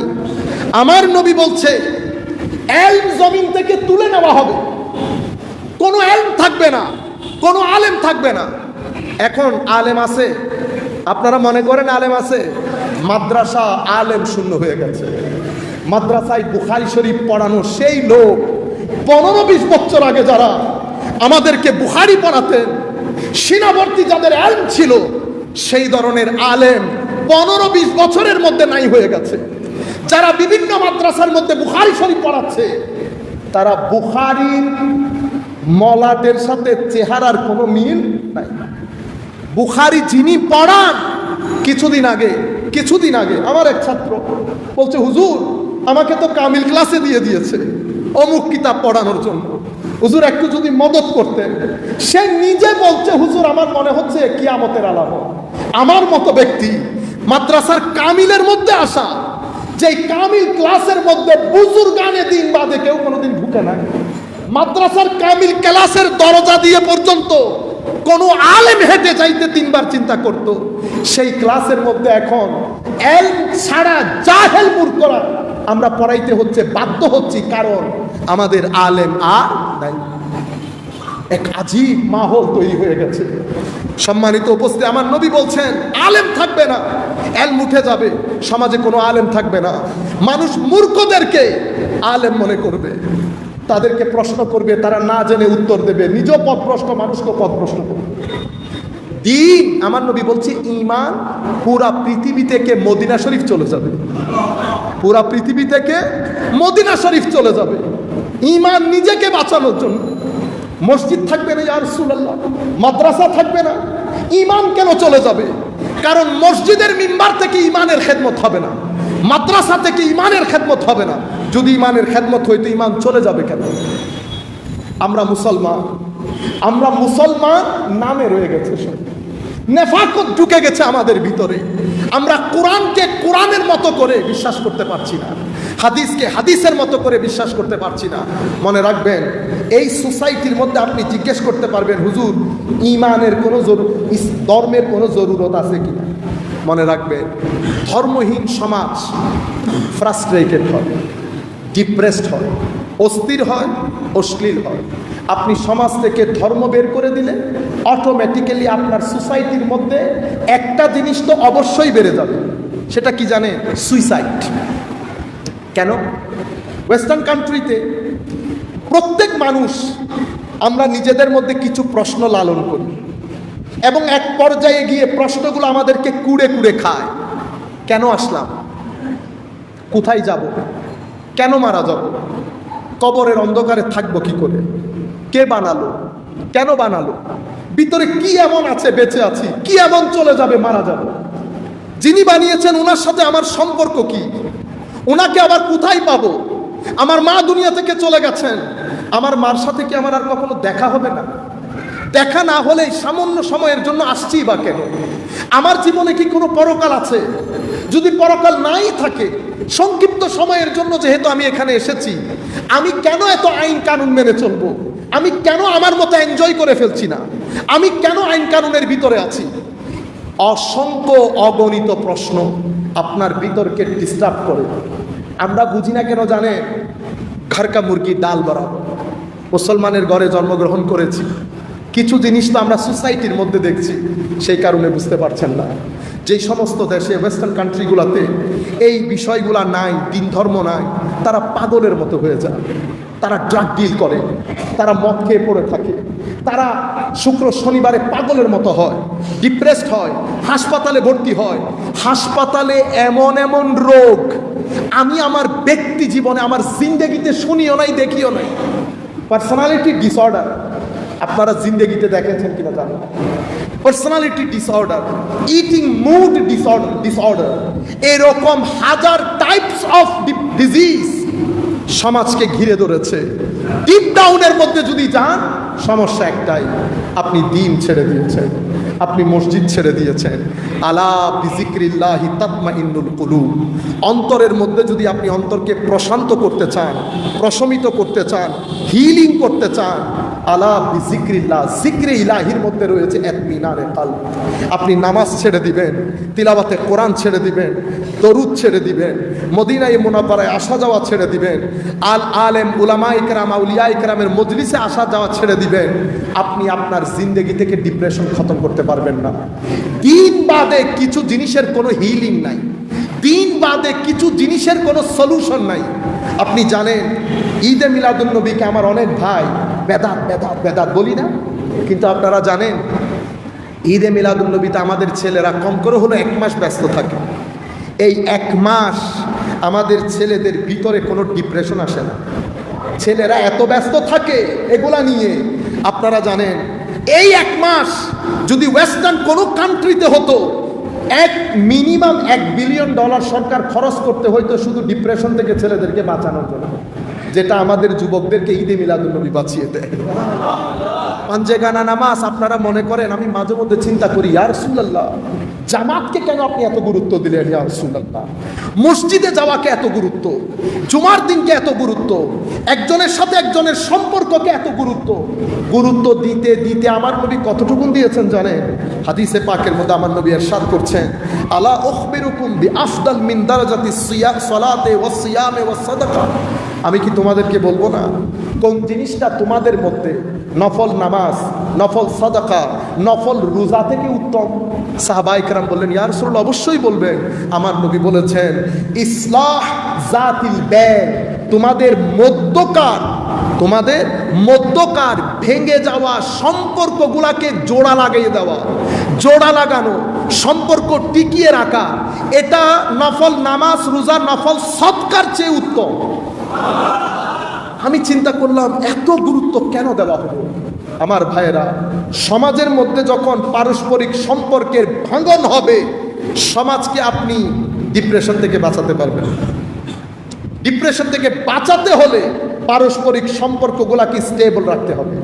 সেই সম্পর্কগুলাকে স্টেবল রাখার জন্য আমার নবী বলেছে, উম্মত পাঞ্জেগানা জামাতের মধ্যে শরীক হবে। একজনের সাথে একজনের সাক্ষাৎ হবে, তোমাকে দেখে আরেকজন হাসি দেবে, তুমি আরেকজনকে দেখে হাসি দিবে, রিল্যাক্সড হবে। রিল্যাক্সেশনের মাধ্যমে হাজারো ডিজিজ থেকে তুমি নাজাত পেয়ে যাবে। এবং তোমরা যখন পারস্পরিক পাঞ্জেগানা নামাজের মধ্যে দেখা সাক্ষাৎ হবে, একজনের সমস্যা আরেকজনের কাছে বলতে পারবা। আপনি এখন জিজ্ঞেস করতে পারবেন, আমরা তাহলে মুক্তির উপায় কি? আমার নবী সেটাও করে গেছেন। তোমরা যদি চাও তোমাদের সমস্যার সমাধান হোক, তুমি তোমার মুসলমান ভাইয়ের সমস্যার সমাধান করে দাও। তুমি যদি চাও তোমার কাজ ইজি হোক, তুমি আরেকজনের কাজকে ইজি করে দাও। এটা বুখারী মুসলিমের হয়। তুমি যদি চাও মাওলাই করিম কনস্ট্যান্টলি তোমাকে সহযোগিতা করুক, তুমি আরেকজন ভাইকে সহযোগিতা করো। ওয়াল্লাহ ফি আউনিল আবদ মা কানাল আবদু ফি আউনি আখি আও কামা ক্বালা নবী সাল্লাল্লাহু তাআলা আলাইহি ওয়াসাল্লাম। তুমি যদি, এরপর আমার নবী বলছেন, মনে রাখবা তুমি যখন রহমত এবং সাকিনা, রহমত এবং সাকিনা, তোমার ভিতরে শান্তি, আত্মার শান্তি আসবে কখন? যখন তোমরা একসাথে বসে আল্লাহর জিকির করবে। সব কিছু আমার নবী বলে দিচ্ছেন।